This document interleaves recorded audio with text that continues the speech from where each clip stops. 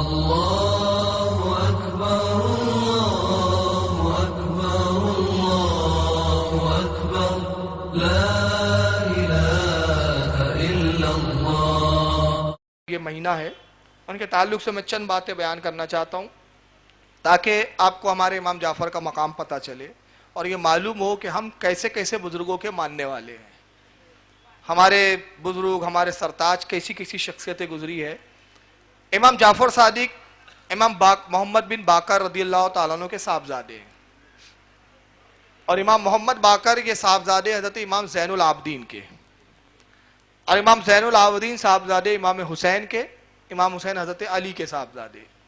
یہ سلسلہ بیت نبوت ہے، یہ سلسلہ اہل بیت نبوت ہے، یہ ہے یہ سلسلہ۔ اللہ کے رسول صلی اللہ علیہ وسلم کی ایک حدیث ہے اس تعلق سے حضرت جابر بن عبداللہ سے، کہ ایک موقع پہ اللہ کے نبی نے حضرت جابر بن عبداللہ سے فرمایا، اور اس میں سرکار کا علم غیب بھی دیکھے آپ، کہتے ہیں جابر ان قریب تو میرے ایک بیٹے سے ملاقات کریں گا جس کا نام محمد ہوگا، میرے نام پر محمد ہوگا، سرکار کا بھی نام محمد۔ تو حضرت جابر عرض کرتے کہ یا رسول اللہ میں کیسے پہچانوں گا کہ وہ آپ ہی کا شہزادہ ہے؟ فرمایا اس کی پہچان ہی ہوگی کہ وہ ہم شبی ہوگا میرا، اور جب اس سے تیری ملاقات ہوگی تو تجھے خود احساس ہو جائے گا، تو وہی خوشبو محسوس کرے گا جو میری موجودگی میں خوشبو محسوس ہوتی ہے، تو جان جائے گا کہ وہ میرا شہزادہ ہے۔ حضرت جابر رضی اللہ تعالیٰ عنہ بہت ضعیف ہو گئے، بوڑھے ہو گئے، یہاں تک کہ اللہ نے ان کی عمر اتنی طویل فرمائی کہ آخری وقت میں آنکھوں سے نابینا ہو گئے، کمزور ہو گئی، آنکھیں سے دکھتا نہیں تھا۔ آپ کا پوتا تھا، ہاتھ پکڑ کے مسجد نبوی میں لے جاتا، نماز پڑھتے آپ، پھر پوتا پکڑ کے گھر لے آتا، یہ معمول تھا۔ چنانچہ ایک مرتبہ مسجد میں جب حاضر ہوتے، تشریف لے جاتے نماز کی غرض سے، ظہر کا وقت تھا، مسجد میں کوئی نہیں آیا تھا، پہلے حضرت جابر ہی پہنچے، پوتے نے صحن میں بٹھا دیا، بیٹھے ہیں آپ باوضو کہ امام آئیں گا، نماز ہوں گی۔ تبھی حضرت امام زین العابدین رضی اللہ تعالیٰ عنہ اپنے ایک چھوٹے سے صاحبزادے کے ساتھ مسجد میں داخل ہوتے ہیں۔ امام زین العابدین جیسی مسجد میں داخل ہوئے تو حضرت جابر رضی اللہ تعالیٰ عنہ صحابی رسول جابر بن عبداللہ انصاری رضی اللہ عنہ بالکل چوک گئے، اور اس کے بعد حضرت امام زین العابدین نے سلام کیا تو آواز سے جان گئے کہ امام زین العابدین ہے، تو فرمایا ابن حسین ہو؟ کہا ہاں میں زین العابدین۔ کہا زین العابدین تمہارے ساتھ کون ہے؟ کہا میرا بیٹا محمد۔ کہا اسے میرے قریب لاؤ۔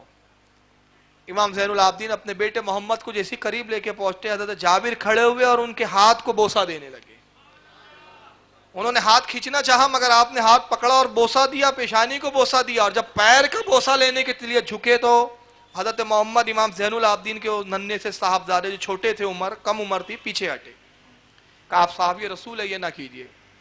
کہا نہیں، یہ آپ کا حق ہے کہ میں آپ کے قدموں کو بوسہ دوں۔ اور اس کے بعد فرمایا کہ اے محمد مبارک ہو، اللہ کے رسول نے آپ کو سلام کہا ہے۔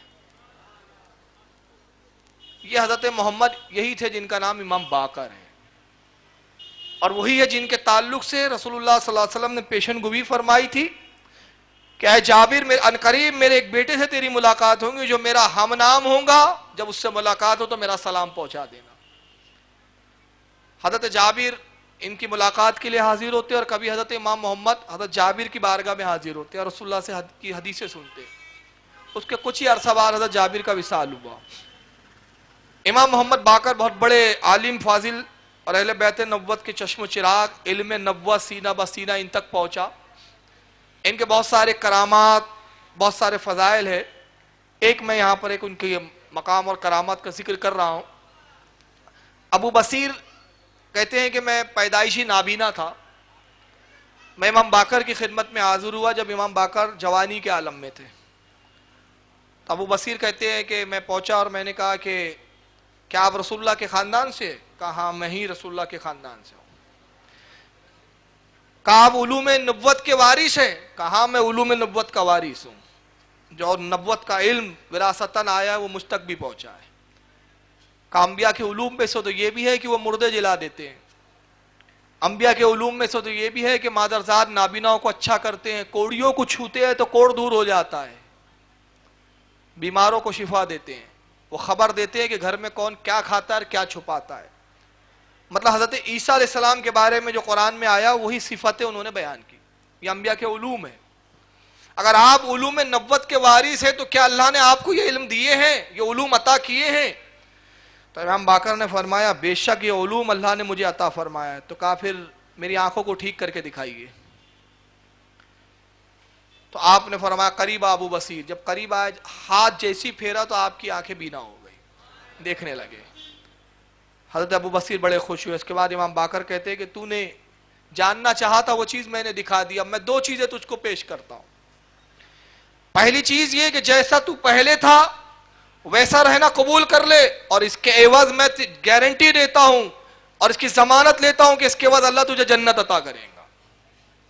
اور دوسرا یہ کہ پھر آنکھیں تیری رہے دنیا میں اور پھر تیرا معاملہ اللہ کے سپرد ہو، پھر اللہ تیرا حساب لے اور پھر تیرے اعمال پر تیرا فیصلہ کیا جائے۔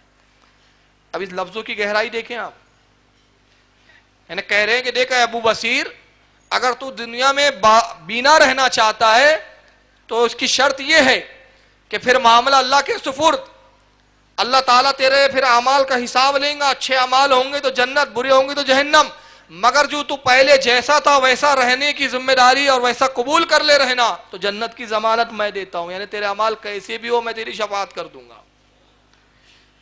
یہ وراثت تھی نبوت کی جو ان تک پہنچی تھی۔ تو ابو بصیر نے کہا کہ میں جنت کو اختیار کرتا ہوں۔ آپ نے پھر آنکھوں کے سامنے سے ہاتھ پھیرا، پھر نابینا ہو گئے۔ چاہتے تو بینا رکھ سکتے تھے لیکن حکمت تھی۔ انہی کے صاحبزادے، امام باقر کے صاحبزادے امام محمد جعفر رضی اللہ تعالیٰ، جن کو امام جعفر صادق کہتے ہیں، 83 ہجری میں ان کی ولادت ہوئی مدینے میں۔ 83 ہجری میں ان کی ولادت ہوتی ہے۔ امام ابو حنیفہ سے 3 سال چھوٹے ہیں۔ بعض روایتوں میں آیا 82 ہجری آپ کی ولادت ہے، اور بعض میں 80 بھی ہے، مگر جمہور علماء کا اتفاق 83 ہجری پر آپ کے اتفاق ہے۔ امام اعظم ابو حنیفہ سے 3 سال چھوٹے تھے، مگر امام اعظم ان کے شاگرد ہیں، میں آگے بتاؤں گا انشاءاللہ۔ کیوں؟ وجہ یہ تھی کہ علم نبوت، خاندان نبوت سے ان کو وراثتاً عطا ہوا تھا۔ ان کے والد جیسا بتا چکا امام محمد باقر، اور ان کی والدہ کا نام ام فردہ۔ اور ام فردہ کون ہے؟ ام فردہ کے والد یعنی امام جعفر کے نانا، ان کا نام ہے قاسم، اور قاسم کے والد محمد، اور محمد کے والد حضرت ابو بکر صدیق، یعنی ابو بکر صدیق پردہ نانا، پکڑ نانا جو ہوتے ہیں وہ ہوتے ہیں۔ ام فردہ کے والد کون؟ قاسم، اور قاسم کے والد محمد، محمد کے والد ابو بکر صدیق، اور ام فردہ کی والدہ، ماں کی طرف سے اب نسب نامہ دیکھے، ام فردہ کی والدہ اسما، اور اسما کے والد عبد الرحمن، اور عبد الرحمن کے والد حضرت ابو بکر صدیق۔ تو امام جعفر فرماتے ہیں کہ ابو بکر نے مجھے 2 مرتبہ پیدا کیا ہے، کہ میری جو والدہ ہے ان کا باپ بھی ابو بکر صدیق کی نسل سے، اور میری ماں جو ہے وہ بھی ابو بکر صدیق کی نسل سے۔ ابو بکر نے 2 بار مجھے پیدا کیا۔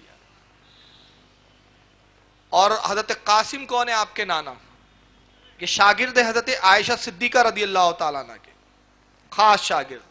حضرت عائشہ ان کی پھوپھی، اپنی پھوپھی سے پورے علوم حاصل کیے۔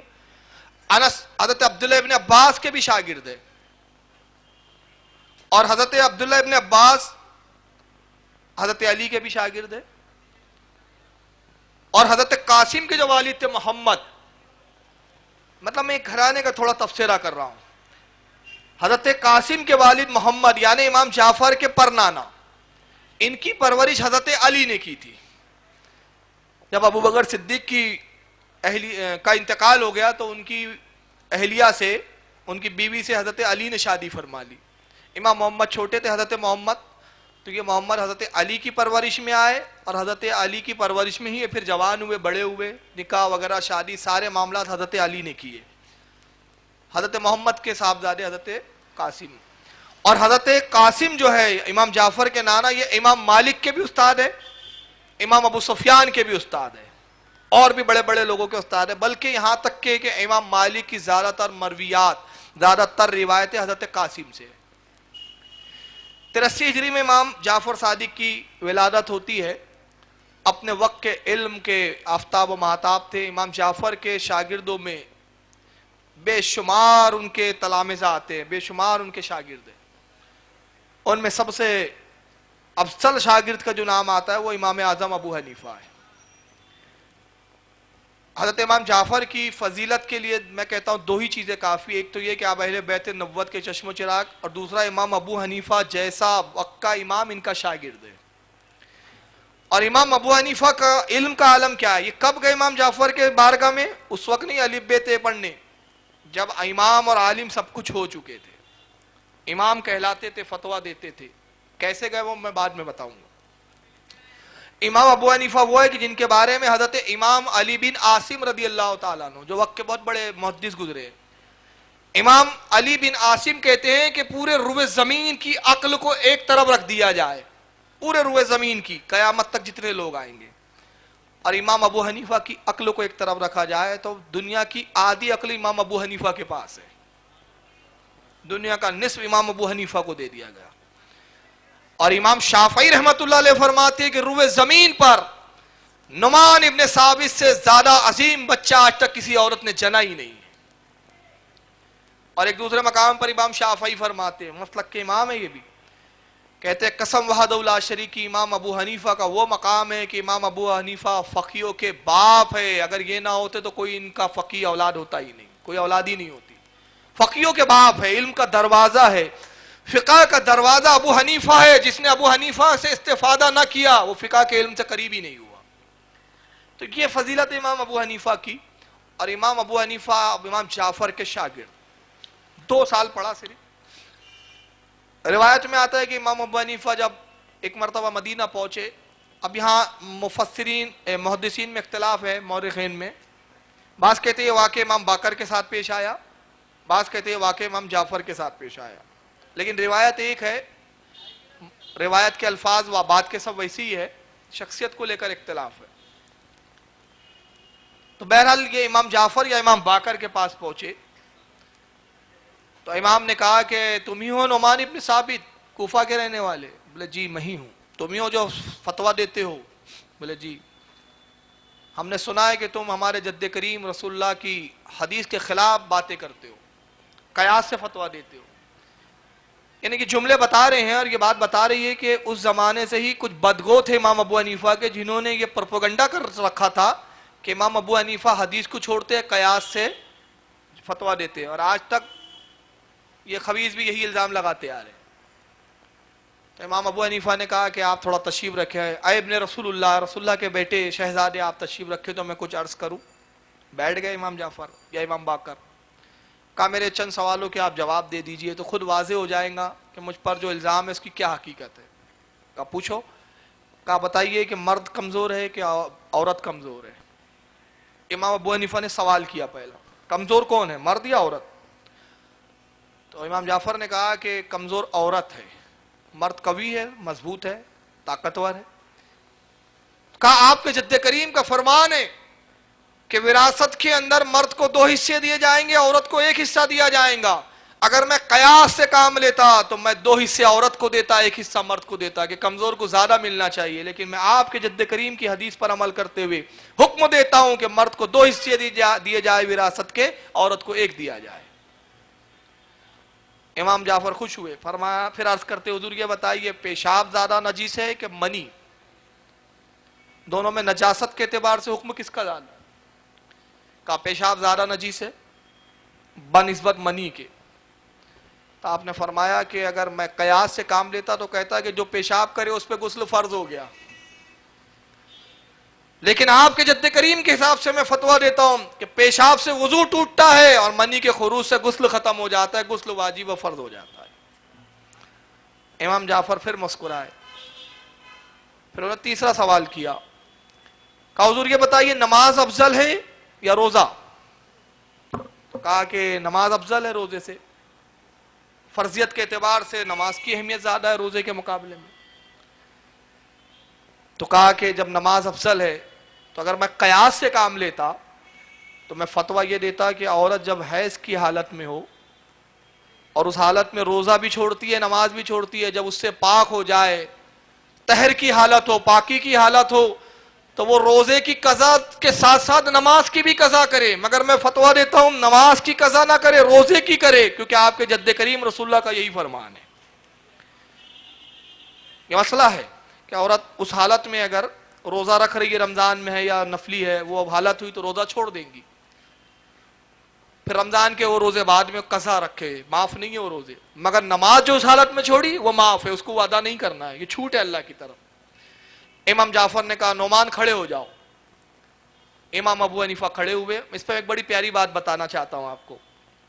اور پیشانی کو بوسہ دیا امام ابو حنیفہ, کہا کہ تمہارے مخالفین نے تمہارے تعلق سے تہمت اور جھوٹ سے کام لیا, واقعی تم میرے جد کریم کے مطابق فیصلہ کرتے ہو, ان کی حدیث پر عمل کرتے ہو, میں تم سے راضی ہوں.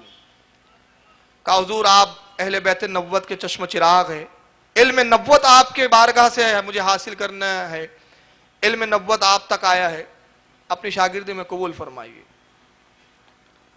شاگردی میں آئے, 2 سال پڑھا امام ابو حنیفہ نے امام جعفر سے, اور 2 سال پڑھنے کے بعد جو کچھ حاصل کیا وہ تو دینے والا جانے اور لینے والا جانے. صرف روایت اتنی بتاتی ہے کہ جب امام ابو حنیفہ کی عمر بڑی طویل ہوئی, بعض کہتے ہیں 68 سال کی عمر تھی, بھویں سفید ہو چکی ہیں, داڑھی کے بال پورے سفید ہو چکے ہیں, ایک کالے بال کا نام و نشان نہیں, اتنی ضعیفی کا عالم. پوچھنے والا پوچھتا ہے اے امام اعظم ابو حنیفہ آپ کی عمر کتنی ہے, اس وقت آپ کی عمر کتنی ہو گئی؟ فرمایا میری عمر 2 سال ہے. کہا آپ اماموں کے مذاق کرتے ہیں, اتنے ضعیف ہو گئے, بوڑھے ہو گئے, 2 سال عمر ہے. کہا ہاں میں جھوٹ نہیں کہتا, جو 2 سال میں نے امام جعفر صادق کی صحبت میں گزارے وہی میری اصل زندگی ہے, باقی زندگی میں نے ضائع کر دی ہے. اندازہ لگائیے 2 سال میں کیا لیا ہوں گا. اب میں ایک بڑی پیاری بات بتاتا ہوں.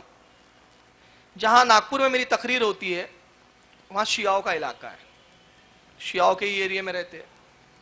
ایک لکھنؤ کے ایک مولوی صاحب آئے محرم میں, 12 سال محرم پہ ایک ہی جگہ پہ میں بولا, اور بڑا دلچسپ معاملے ہوتے تھے اس وقت. جیسے یہ آپ بیٹھے, بس یہ میرا اسٹیج لگا ہے, تو جہاں مجمع اینڈ ہوتا ہے وہاں سے وہ شیعوں کا باڑا شروع ہوتا ہے, یعنی رخ باڑے کی طرف, اور ان کے پونگے ہماری طرف.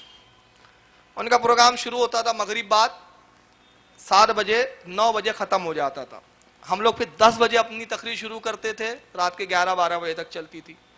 وہ لکھنؤ کا جو وہ مولوی تھا شیعہ, وہ تبرعی تھا. تبرعی سمجھتا ہے آپ کو؟ صحابہ پر, بزرگوں پہ جو لان تان کرتے, گالیاں بکتے. بڑی شدید تقریر کرتا تھا. ہوتا یہ تھا کہ میرے لڑکے ہماری کمیٹی کے بیٹھتے تھے اور اس کے اعتراضات کو نوٹ کرتے تھے. وہ تقریر ہو رہی ہے اس کی, 8 بجے سے بیٹھا ہے وہ, اور 10 بجے وہ جب میں اسٹیج پہ آتا تو وہ اعتراض مجھے دیے جاتے اور میں اسی وقت اس کو جواب دیتا.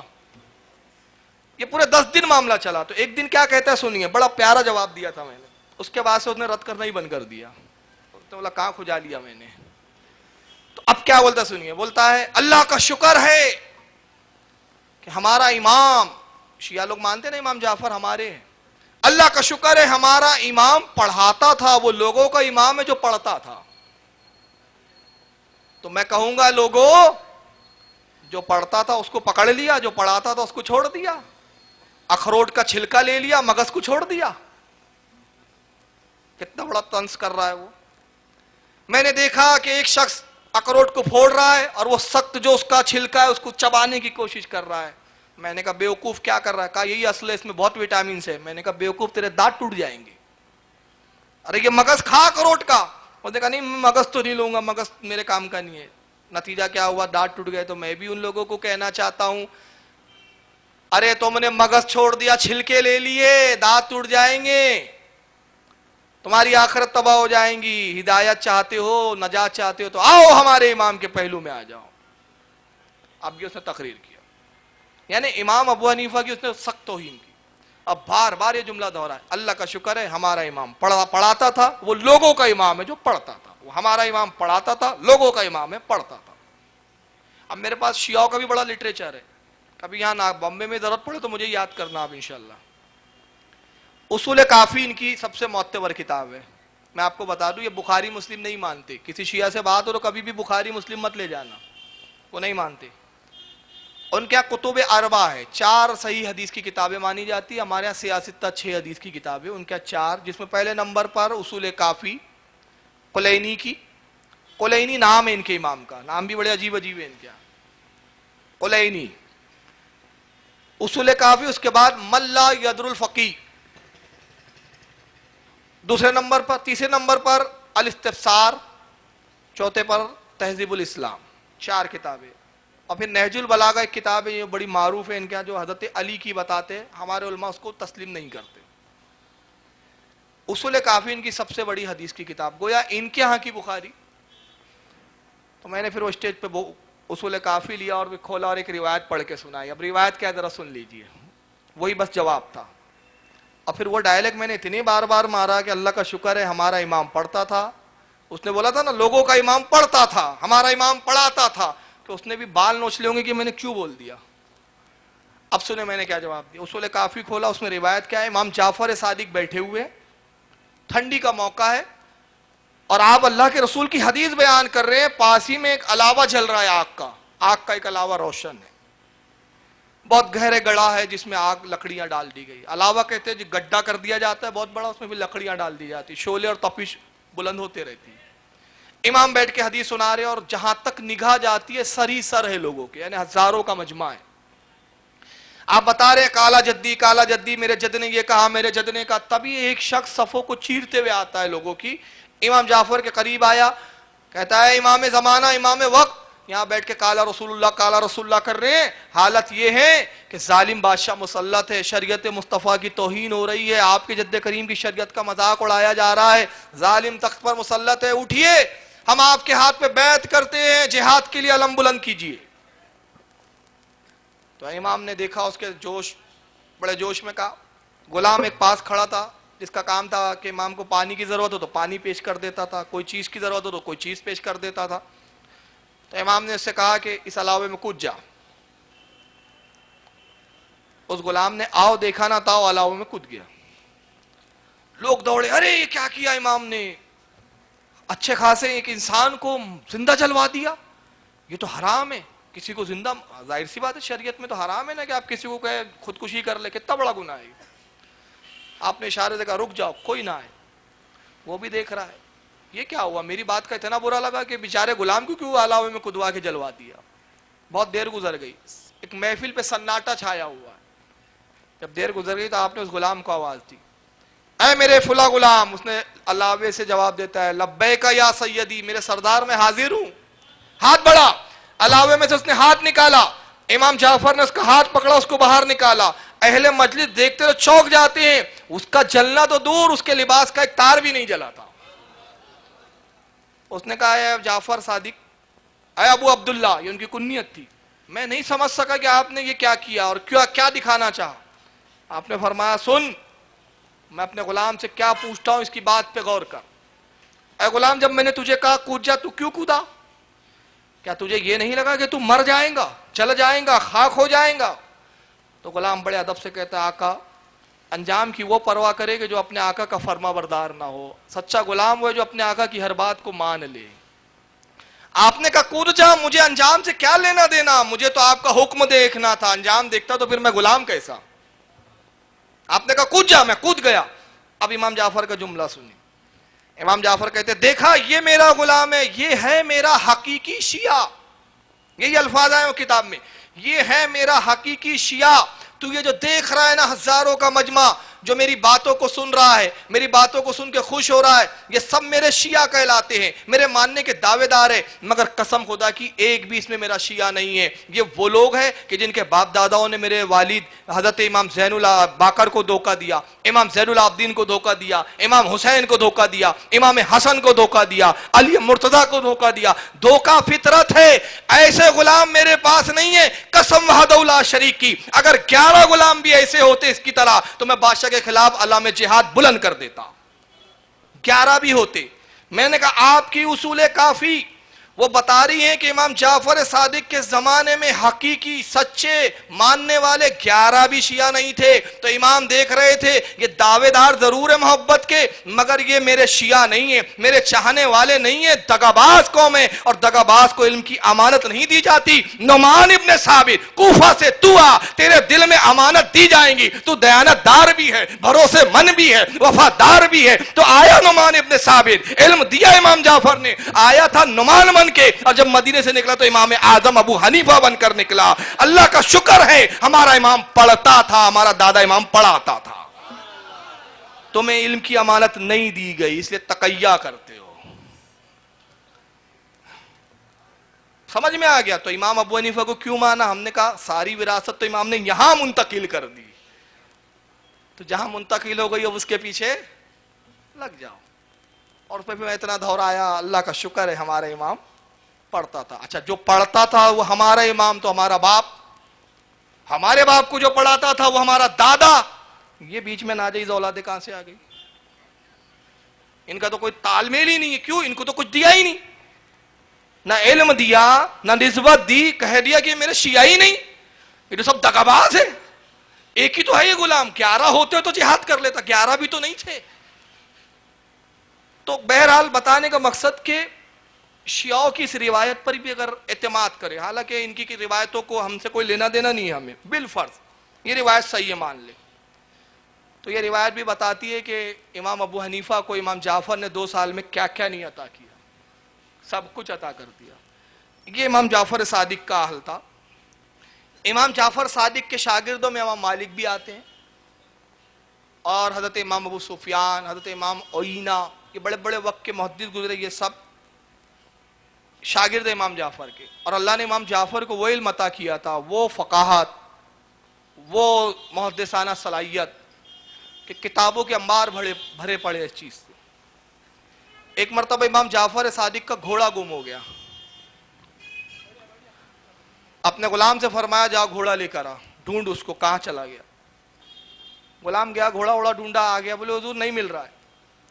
کہ اگر گھوڑا مل جائے نا تو میں اپنے رب کی ایسی تعریف بیان کروں جو تعریف بیان کرنے کا حق ہے. کیا جملہ کہا؟ اگر گھوڑا مل جائے تو میں اپنے رب کی ایسی تعریف بیان کروں گا جو تعریف بیان کرنے کا حق ہے. اب سوچئے آج تک کوئی دعویٰ کر سکتا ہے کہ میں اللہ کی ایسی تعریف بیان کروں گا جو حق ہے؟ اللہ جانے اس کی تعریف کا ہم حق ادا ہی نہیں کر سکتے, یہی کہا جاتا ہے نا. مگر امام جعفر کی ذہانت دیکھو آپ, ہم بھی یہی کہتے ہیں بھئی اللہ کی تعریف کا حق ادا نہیں ہو سکتا, مگر امام جعفر کہتے ہیں اگر گھوڑا مل جائے تو میں اللہ کی ایسی تعریف بیان کروں گا جیسے اس کا تعریف بیان کرنے کا حق ہے.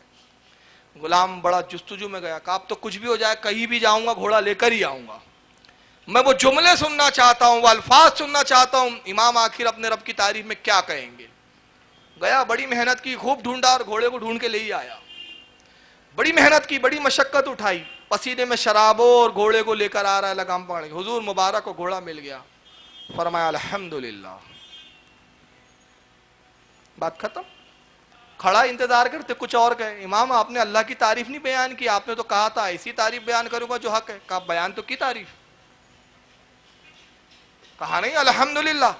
کہا آپ نے تو کہا اس کا حق ہے, تو کیا حق ادا ہوا؟ کہا ہاں, اگر میں اپنے طور پر تعریف بیان کرتا تو حق ادا نہ ہوتا. یہ تعریف اللہ نے خود اپنی بیان کی, اور اس کے الفاظ بے معنی ہو, مطالب پورے نہ ہو, یہ ناممکن ہے کہ اس کا کلام ہے.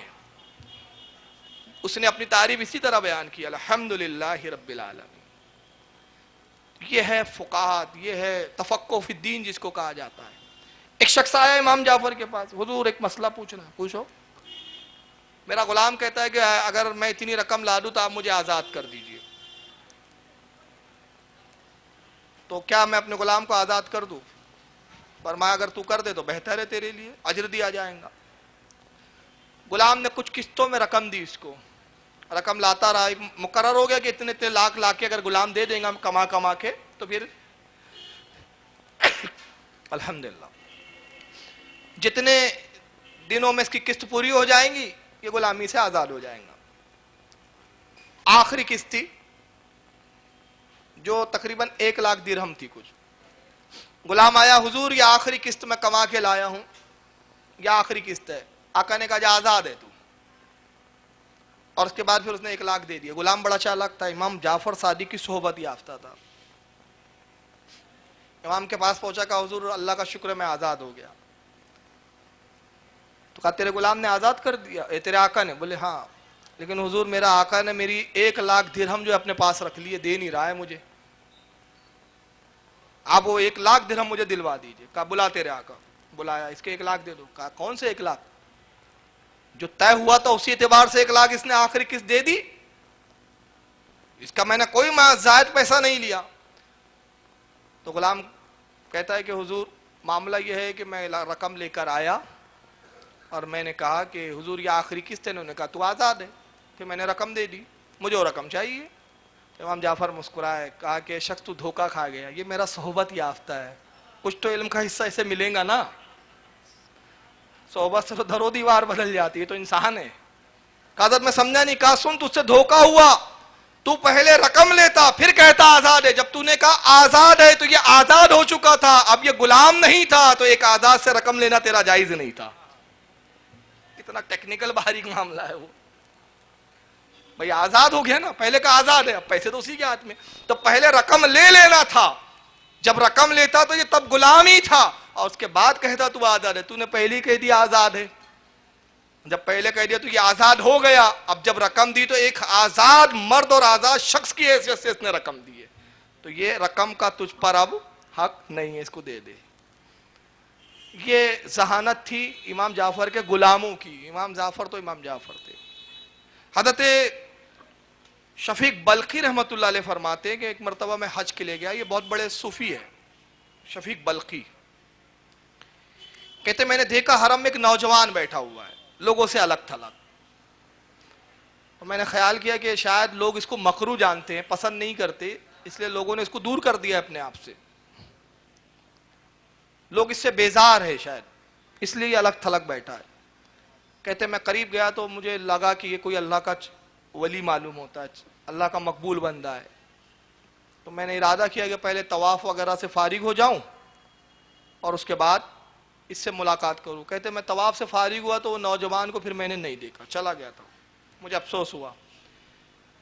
کہتے پھر میں مینا پہنچا تو مجھے پھر وہی نوجوان دکھا کہ کنویں کے پاس کھڑا ہوا ہے وہ. جب میں قریب گیا تو دیکھا کہ ڈول سے وہ پانی نکال رہا ہے کہ اچانک اس کی ڈول کنویں میں گر پڑی, چھوٹ گئی اس کے ہاتھ سے, ڈول چلے گئی کنویں میں. نگاہ اٹھاتا ہے وہ نوجوان آسمان کی طرف, کہتا ہے رب قدیر یہ ایک ہی ڈول تھی, اس کو مجھ سے نہ چھین. اے مولا ایک ہی میرے پاس تھا, یہ مجھے اس سے نہ چھین, اس سے دور مجھے نہ کر. یہ الفاظ نکلے. فرماتے میں نے دیکھا کنویں کا پانی ابلنے لگا اور اس کا ڈول اوپر آیا.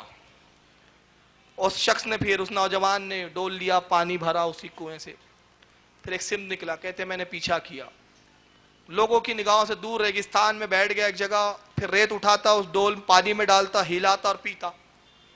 پھر ریت اٹھاتا, پھر وہ ڈول میں ڈالتا, ہلاتا, پھر پیتا. میں نے کہا عجیب نوجوان ہے, ریت کھا رہا ہے, پانی میں ریت گھول کے کھا رہا ہے. قریب پہنچا, میں نے سلام کیا, السلام علیکم. کہا وعلیکم السلام. کہا جو کچھ آپ پی رہے ہیں یا کھا رہے ہیں مجھے بھی اس میں سے کچھ عطا کیجیے. کہا ایک شرط پر. کہا شرط کیا ہے؟ کہا شرط یہ ہے کہ اس کا تذکرہ کسی سے نہ کرنا. کہا نہیں یہ تو نہیں ہوں گا, کچھ اچھی چیز پاؤں گا تو بھی ذکر کروں گا, بری چیز پاؤں گا تو بھی ذکر کروں گا. کہا اچھا ٹھیک ہے, میرے وصال کے بعد. کہا میں آپ کو نہیں جانتا, بہرحال وعدہ کرتا ہوں. اس نوجوان نے وہ ڈول بڑھایا. کہتے قسم وحدہ لا شریک کی, جب میں نے ڈول دیکھا تو اس میں بہترین خوشبودار ستو تھے اور اس میں شکر تھی, وہ ریت نہیں تھی. اور جب میں نے کھایا تو کہتے قسم پروردگار کی ایسا لذیذ چیز میں نے آج تک کھائی نہیں تھی. میں نے پھر شکر ادا کیا اس کا, اور ڈول اس کو لوٹا دیا. کہتے پھر وہ قریب بڑھا اور اس نے کہا رب قدیر میرے لباس کپڑا پھٹ گیا ہے, پرانا ہو گیا ہے, نیا لباس دے. آسمان سے لباس اترتا ہے. اس نوجوان نے وہ لباس کو زیب تن کیا, پرانا لباس اتارا, پوٹلی بنایا, بغل میں لے جا رہا تھا. شفیق بلخی کہتے میں نے کہا یہ لباس مجھے دے دو. کہا تمہیں کیوں دوں, تمہارا کیا حق ہے اس پر؟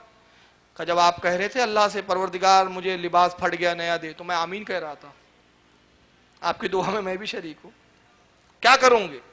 آپ اللہ کے کوئی ولی معلوم ہوتے ہیں, بطور تبرک رکھوں گا لباس. اچھا لے لو, دے دیا. پھر کہا بلخی کیوں, اے شفیق بلخی کیوں پیچھا کر رہا ہے؟ کہا آپ میرا نام بھی جانتے؟ کہا میں تو بہت کچھ جانتا ہوں, اللہ کے رازوں میں سے راز ہمارے دلوں میں پوشیدہ ہے, میں بہت کچھ جانتا ہوں. شفیق بلخی کہتے ہیں میں پیچھا کرتا رہا, اور جب وہ شخص حرم کی حدودوں میں داخل ہوا تو میں نے دیکھا ایک جم غفیر اس کی طرف ٹوٹا. لوگ اس سے مصافحہ کرتے, ہاتھ چومتے, اور ہر شخص کہتا السلام علیکم یا ابن رسول اللہ, السلام علیکم یا ابن رسول اللہ. کہتے میں نے پوچھا یہ کون ہے؟ لوگوں نے کہا امام جعفر صادق ہے. عجیب بات ہے کہ پہلے حرم میں بیٹھے تھے، کوئی متوجہ نہیں تھا، اب یہ اتنے سفر کے بعد حرم میں آئے تو سب متوجہ ہے. تو لوگوں نے کہا یہ وہ وقت کے ولی کامل ہے، جب چاہتے مخلوق کو اپنی طرف متوجہ کرتے اور جب چاہتے اپنے سے پھیر دیتے ہیں. دل ان کے اختیار میں ہے لوگوں کے، جب چاہے دلوں کو اپنی طرف پھیرے اور جب چاہے دوسروں کی طرف لوٹا دے. یہ ہے امام جعفر صادق رضی اللہ تعالیٰ عنہ.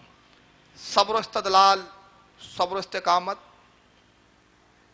ایک مرتبہ بیٹھے ہوئے ہیں روتے ہوئے، ایک بزرگ کا بیان ہے کہ وہ کہتے ہیں کہ میں امام جعفر سے ملنے گیا، آنکھوں میں آنسو ہے آپ کے، افسردہ بیٹھے ہوئے.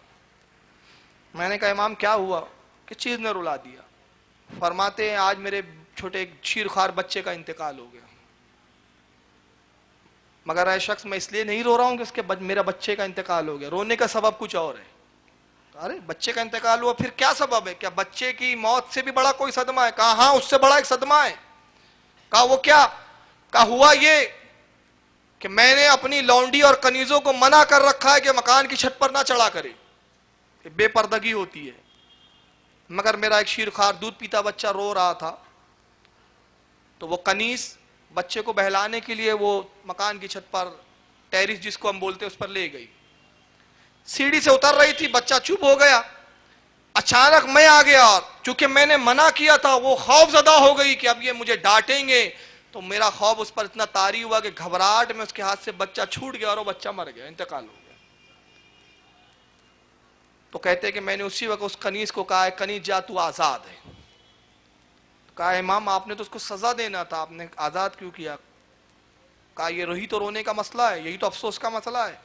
مجھے افسوس اسی بات پر ہوا کہ میری ہیبت، میرے روب اس پر اتنا طاری ہوا کہ اس کے ہاتھ سے بچہ چھوٹ گیا. جتنی دیر وہ میرے روب سے، ہیبت سے گھبرا گئی اور اس کا دل جو لرز گیا، اللہ تعالیٰ نے اگر اس کے بارے میں پوچھ لیا تو میں کیا جواب دوں گا رب کائنات؟ مجھے افسوس اس بات کا ہے، اس بات کا نہیں کہ میرا بچہ مر گیا ہے. تو یہ وہ بزرگ تھے جو کسی کا دل دکھ جائے یہ بھی گوارا نہیں تھا.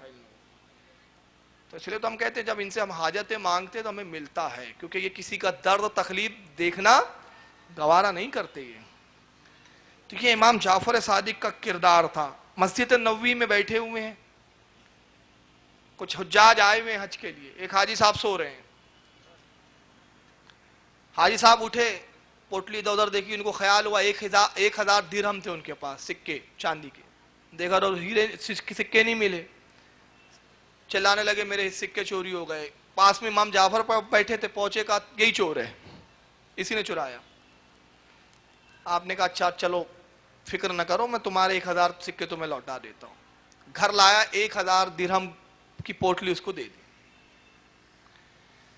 اس کے بعد جب اس نے 1000 درہم کی پوٹلی لی اور جب اپنی پوٹلی میں رکھنا چاہا تو دیکھتا ہے کہ اس کے سکے پوٹلی میں پہلے سے موجود ہے. ہڑبڑاہٹ میں دیکھ نہیں پایا. کہتا ہے کہ مجھ سے غلطی ہوئی، آپ تو چور نہیں ہیں، اصل میں غلطی میری ہی ہے کہ میں نے ٹھیک سے دیکھا نہیں اور سمجھا مال چوری ہو گیا. آپ قریب بیٹھے تھے، میں نے آپ ہی کو چور سمجھا، معافی چاہتا ہوں، اپنے 1000 درہم رکھیے. آپ نے فرمایا جو تم نے بدگمانی کی وہ تو معاف کیا، لیکن ہم اہل بیت نبوت ہے، جو چیز دے دیتے ہیں پھر لیتے نہیں ہیں، جا وہ تیری ہے، دینے کے بعد ہم لیتے نہیں ہیں. تو یہ صبر و تحمل. ان کے زمانے کا بادشاہ منصور، بڑا ظالم بادشاہ. امام ابو حنیفہ اسی کے دور میں شہید ہوئے، اسی نے ان کو شہید کیا. منصور کے کان بھر دیے گئے کہ صاحب امام جعفر کے ارد گرد بہت ان کے چاہنے والے جمع ہوتے رہتے ہیں، ایک جمع غفیر ہے، ایک مجمع ہے، کہیں ایسا نہ ہو تیری حکومت کا تختہ پلٹ دے، بغاوت نہ کر دے یہ لوگ کسی دن. منصور گھبرایا، کہا کہ جاؤ خبر دو کہ اے جعفر دربار میں حاضر ہو، تاکہ میرے روب، میرا دبدبہ ان پر حاوی ہو. امام جعفر کو بلایا گیا. امام جعفر پہنچے دربار میں. جیسی دربار میں گئے، داخل ہوئے، منصور کا یہ حال تھا، بڑی بڑی باتیں کر رہا تھا. باتیں یہ کہ آئیں گے تو یہ کہوں گا، یہ ڈانٹوں گا، وہ سناؤں گا، یہ کروں گا. پورے دربار میں وزیر کے بھائی اب جیسے آئیں گے تو آج امام جعفر صادق کی کوئی خیر نہیں ہے. بادشاہ بڑے غصے میں. مگر جیسے امام جعفر صادق داخل ہوئے، منظر کیا تھا؟ ادب سے کھڑا ہو گیا، تخت سے اترا، دوڑتا ہوا آیا، ہاتھ کو بوسا دیا، ہر ہاتھ پکڑ کے لا کے اپنے تخت پہ بٹھا دیتا. خود ہی ہاتھ باندھ کے کھڑا ہے. سارے اہل دربار حیرت میں. ارے یہ تو پورا الٹا ہی قصہ ہو گیا, کسی کے کچھ سمجھ میں نہیں آیا. امام نے کہا تو بھی بیٹھ جا, آخر یہ تخت تیرا ہی ہے, اس کو ہم اس تخت کی ہمیں کوئی ضرورت نہیں. بازو بیٹھ گیا. اب اتنی ہیبت اور اتنی گھبراہٹ تاری ہوئی کہ پانی طلب کرتا ہے. تالی بجائی, خادم جی حضور کنیز سے کہو پانی لائے. اب بڑے نخرے رہتے تھے بادشاہوں کے. کنیز پیالے میں پانی لاتی ہے. منصور نے پیالہ اٹھایا, پینا چاہتا تھا, امام جعفر صادق نے اس کا ہاتھ پکڑ لیا. منصور ٹھہر جا, رک جا, میرے ایک سوال کا جواب دے. بولے حضور بہت شدت کی پیاس ہے, پانی پی لینے دیجئے پھر پوچھ لینا آپ. نہیں ابھی بتا. اچھا پوچھئے کتنی پیاس ہے تجھے؟ بہت شدت کی پیاس, نہیں ملے گا یہ پانی میں مر جاؤں گا. آپ نہیں جانتے میری کیا حالت ہے اس وقت. اچھا یہ بتا اگر یہ پانی تجھے نہ ملے اور اس کے وقت اس سے کہا جائے کہ ایک پیالہ پانی لے اور اس کے وقت کچھ دے, تو اس ایک پیالہ پانی کو اس وقت حاصل کرنے کے لیے تو کیا دے سکتا ہے؟ کہا آدھی حکومت. ابھی میرا حال یہ ہے کہ اگر اس ایک پیالہ پانی کے لیے میں اپنی آدھی حکومت کسی کو دے سکتا ہوں. کہا اچھا پی لے. پی لیا, گلاس واپس کر دیا. اب امام فرماتے ایک اور سوال کا جواب دے. بولے فرمائیے حضور, جو پانی تو نے پیا ہے تیرے پیٹ میں گیا وہ باہر ہی نہ نکلے, تعفن پھیلا دے, بیماری پھیلائے. اور کوئی طبیب آئے کہا کہ ایک شرط پہ یہ پانی نکالوں گا, میرے پاس علاج ہے, شرط یہ ہے کہ اس کے عوض مجھے کچھ چاہیے, تو اس پانی کو اپنے جسم سے خارج کرنے کے لیے اور اپنی جان بچانے کے لیے کیا دے سکتا ہے؟ دیکھو بزرگوں کی نصیحتیں کیسی ہوتی تھی. کہتا ہے آدھی حکومت. فرمایا ہنستے ہیں مسکراتے, کہتے منصور کس چیز پہ اکڑتا ہے تو؟ پانی پینے کے لیے آدھی حکومت, پانی نکالنے کے لیے آدھی حکومت. جان لے تیری پوری حکومت کی اوقات ایک گلاس پانی سے زیادہ نہیں ہے. یہ ہے تیری اوقات. بتائیے جس چیزوں پہ اکڑتے ہیں ہم, امام نے کتنا آسانی سے اس فلسفی کو بیان کر دیا. کس پہ ہم گھمنڈ کر رہے ہیں؟ پورا بادشاہ وقت کی اوقات ایک گلاس پانی سے زیادہ نہیں ہے اس کی حکومت اور طاقت کی. ہم دو چار بلڈنگ میں ہی سمجھ رہے کہ ہم بول رہے ترم کھاں ہو گئے, اس کو ڈانٹ, اس کو ڈپاٹ, اس سے بدتمیزی, اس سے, یعنی اکڑ کا یہ حال ہے کہ اپنے مسلمان بھائی سے ادب سے بات کرنے کے لیے بھی تیار نہیں. دولت کا گھمنڈ اتنا آ جاتا ہے. امام نے بتایا کہ یہ ہے اوقات انسان کی. جتنا ایک غریب آدمی ایک پیالہ پانی کا محتاج ہے اتنا ایک بادشاہ بھی. اس کے بعد بہر سلام کیا امام, حضرت امام جعفر نے چلے آئے. لوگوں نے پوچھا ہے منصوری تو بڑا عجیب معاملہ ہوا, آپ نے تو بڑے بڑے دعوے کیے تھے, یہ کر ڈالوں گا, وہ کر ڈالوں گا, یہ کر ڈالوں گا, عالم کیا ہے؟ کہ بدبختو تم نہیں جانتے, یہ خاندان نبوت کے افراد ہے, اللہ جانے باتیں تو بڑی کی تھی, جب آیا میں ان کے چہرے پہ نگاہ پڑی تو میری گھبراہٹ کا یہ عالم تھا کہ اگر یہ مجھے سہارا دے کے تخت پہ نہ بٹھاتے قسم خدا کی گش کھا کے میں گر جاتا. ان کی ہیبت ہوتی. تو دشمنوں کے لیے ہیبت کا یہ عالم اور عزیزوں کے لیے محبت کا یہ عالم. مگر لوگ کان بھرتے ہی رہے منصور کے. پھر منصور نے ایک دن ہمت جٹائی. اب اس کے بعد کہا کہ جعفر کو شہید کر دو, قتل کر دو. جلاد کو بلایا. جلاد سے کہتا جلاد سن, اس دروازے کی آڑ میں چھپ جا. جیسے ہی امام جعفر محل میں داخل ہوں گے میں بلاتا ہوں, میں ایک اشارہ کروں گا, پیچھے سے آنا, قتل کر دینا. حضور اشارہ کیا ہوں گا؟ میں اپنے تاج کو 2 بار ایسا اٹھاؤں گا اور رکھ دوں گا, ایسا اٹھاؤں گا رکھ دوں گا. سمجھ جانا اشارہ ہے کہ قتل کر دو, گردن اڑا دو. جلاد برہنہ تلوار لیے کھڑا ہے. امام جعفر صادق کو اب اطلاع دی جاتی ہے کہ منصور نے طلب کیا ہے. امام جعفر صادق محل میں داخل ہوتے. جیسے ہی داخل ہوتے اس بار بھی وہی ہیبت کا یہ عالم, بادشاہ کے تھر تھر کانپ رہا ہے. تخت سے اترتا ہے, پھر ہاتھ چومتا ہے, دستبوسی کرتا ہے, تخت پہ لا کے بٹھا دیتا ہے. جلاد انتظار میں, ارے یہ کیا ہوا؟ پھر بڑے ادب سے پوچھتا ہے حضور کوئی ضرورت ہو تو بیان کیجئے. فرمایا ایک ہی ضرورت ہے, تو چاہتا ہے کہ میری ضرورت پوری کرے تو بس ایک ضرورت ہے اور وہ پوری کر. بولے حضور فرمائیے, خادم ہوں آپ کا, ضرورت یہ ہے کہ آئندہ مت بلانا. بولے جی حضور. یہ کہہ کے امام جعفر نکل گئے. یہ اچانک اٹھا, سیدھا خوابگاہ میں گیا اور اتنی دیر سوتا رہا کہ اس کی نماز بھی قضا ہو گئی ایک وقت کی. جب بیدار ہوا, وزیر وغیرہ پہنچے, جلاد پہنچا, حضور آپ نے اشارہ نہیں کیا, میں آپ کے اشارے کا منتظر. کیا ہو گیا تھا آپ کو؟ کہا بدبختو تم نہیں جانتے قسم خدا کی جب امام جعفر محل میں داخل ہوئے اس سانپ کو تم نے نہیں دیکھا جو میری نگاہ دیکھ رہی تھی؟ کس سانپ کو؟ ہمیں تو نہیں دکھا. ایک سانپ تھا جو منہ پھاڑے پورے محل کو اپنے منہ میں لیے ہوا تھا اور فصیح زبان میں کہہ رہا تھا اگر تو نے امام جعفر کو ذرا بھی نقصان پہنچایا پورے محل سمیت نگل لوں گا تجھے. بس وہ ہیبت تھی کہ میں کچھ نہیں کر سکا. چنانچہ یہ اہل بیت کا حال تھا. اب یہاں میں وقت تو بہت ہو رہا ہے، چلیے 148 ہجری میں شوال کا مہینہ آپ کا وصال ہوا. اب یہاں دو روایتیں ہیں علماء کی اختلاف ہے. بعد نے کہا کہ منصور نے زہر دیا تھا آپ کو، قنیز کے ذریعے زہر دلوایا گیا، اس سے شہید ہوئے. مگر بعض مورخین اس کا انکار کرتے ہیں، کہتے ہیں نہیں آپ زہر سے شہید نہیں ہوئے بلکہ قدرتی جیسے کہ موت ہوتی ہے بستر پہ اس عالم میں آپ کا وصال ہوا.